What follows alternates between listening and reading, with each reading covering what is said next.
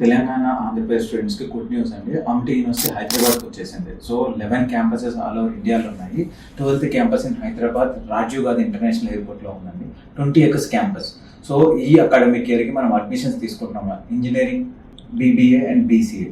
So engineering వచ్చేసరికి మనకి specialisations వచ్చేసి కంప్యూటర్ సైన్స్ లో దాని స్పెషలైజేషన్స్ కూడా ఉన్నాయండి. ఫీజు వచ్చేసి 1,91,000. సో ప్రతి ఒక్క స్టూడెంట్ కి మనం మెరిట్ స్కాలర్షిప్ ఇస్తున్నాం, ఫౌండేషన్ స్కాలర్షిప్ కూడా ఇస్తున్నాం. సో ఎవరైతే మెరిట్ స్కాలర్షిప్ ఎలిజిబుల్ కారో వాళ్ళు compulsory 4 years foundation scholarship 20% per year వస్తుందండి.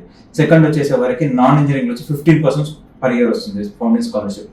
సో ఇది ఒక మంచి ఆపర్చునిటీ అని చెప్పుకోవాలి ప్రతి ఒక్క స్టూడెంట్ కి. 20 acres క్యాంపస్ అండి, beautiful campus, only sports area, sports complex అంటారు, దాని 3.5 acres లో ఉంది. ప్లస్ హాస్టల్ వచ్చేసే వరకు సింగిల్ షేరింగ్ ఏసీ, చాలా బ్యూటిఫుల్ హాస్టల్ అండి.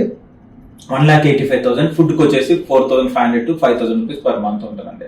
ఇది క్యాంపస్ చూసేవరకు. కరికులం నేషనల్ ఎడ్యుకేషన్ పాలసీ 2020 దాన్ని ఆధారం చేసుకొని కరికులం డిజైన్ చేశారండి. దానిలో మీకు వచ్చేసి స్కిల్ ఓరియంటెడ్ ఉంటుంది, వాల్యూ ఓరియంటెడ్ ఉంటుంది, ప్లస్ కోర్ ఓరియంటెడ్, ఆ వైజ్ గా కరికులం డిజైన్ చేశారు.